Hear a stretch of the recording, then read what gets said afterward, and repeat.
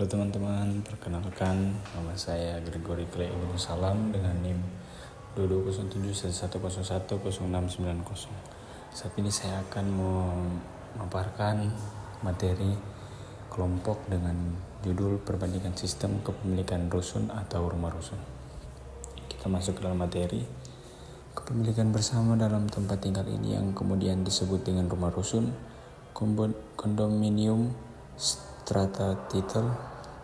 Siswono Husodo menyatakan bahwa membangun rumah susun di kota-kota besar adalah kecenderungan masa depan yang tidak dapat dihindari, yang memang perlu dimasyarakatkan dan perlu ada penyesuaian pada budaya-budaya yang ada pada masyarakat Indonesia. Kondominium atau rumah susun adalah beberapa istilah yang mengacu pada rumah yang tersusun secara vertikal. Kondominium menurut arti kata, yaitu kon berarti bersama-sama dan dominium berarti pemilikan. Dengan demikian, maka arti kondominium adalah kepemilikan bersama. Di Indonesia sendiri terdapat beberapa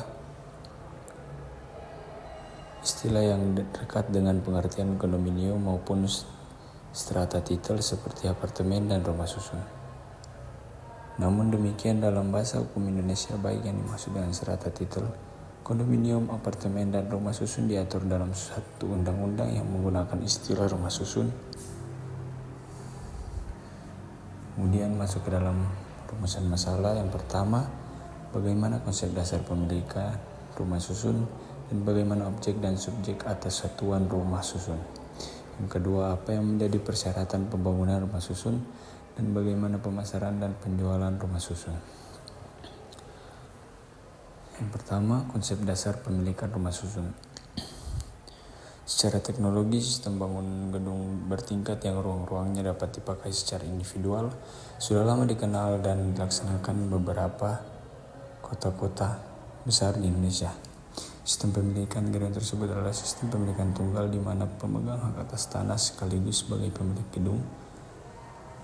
Hak milik satuan rumah susun atau HMSRS merupakan suatu lembaga baru hak kebendaan yang diperkenankan melalui Undang-Undang Rumah Susun menurut UU RS.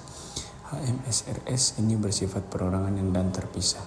Selain pemilikan atas satuan rumah susun atau SRS, HMSRS yang bersangkutan meliputi juga hak kepemilikan bersama atas apa yang disebut dengan bagian bersama, benda bersama, dan tanah bersama, di mana semuanya merupakan satu kesatuan yang tidak terpisahkan dengan SRS yang bersangkutan. A. Pemilikan bersama yang terikat atau gebonden mede eigendom. Maka dasar utamanya adalah ikatan hukum yang terlebih dahulu ada di antara para pihak pemilik benda bersamanya. Misalnya, pemilikan bersama yang terdapat pada harta perkawinan atau harta peninggalan. Para pemilik bersama atau mede eigendom tidak dapat bebas memindahkan haknya kepada orang lain tanpa persetujuan mode eigenaar lainnya, atau selama suami istri masih dalam ikatan perkawinan tidak dimungkinkan mengadakan pemisahan dan pembagian harta perkawinan. B. Pemilikan bersama yang bebas atau virtue mede eigendom, maka antara para pemilik bersama tidak terdapat ikatan hukum terlebih dahulu. Selain dari hak bersama menjadi pemilik dari suatu benda, di sini ada kehendak untuk bersama-sama menjadi pemilik atas suatu benda untuk digunakan bersama. Bentuk pemilikan bersama yang bebas inilah yang menurut hukum Romawi disebut kondominium, yang penerapannya diatur dengan undang-undang. Di samping konsep HMSRS tersebut, Undang-Undang Rumah Susun yang baru yaitu Undang-Undang Nomor 20 Tahun 2011 memperkenalkan konsep baru dengan pemilikan tanpa hak atas tanah, karena hak atas tanah dimiliki oleh orang lain bukan pemilik satuan rumah susun. Sebagai tanda bukti kepemilikan atas satuan rumah susun tersebut, pemilik atau atas satuan rumah susun diterbitkan sertifikat kepemilikan bangunan gedung atau SKBG. Yang kedua, objek dan subjek atas satuan rumah susun. Pasal 17 UU Nomor 20 Tahun 2011 tentang rumah susun menetapkan rumah susun dapat dibangun di atas tanah. Yang pertama, A. Hak milik. Yang kedua, B. Hak guna bangunan atau hak pakai atau tanah negara. Dan yang ketiga, C. Hak guna bangunan atau hak pakai di atas hak pengelolaan.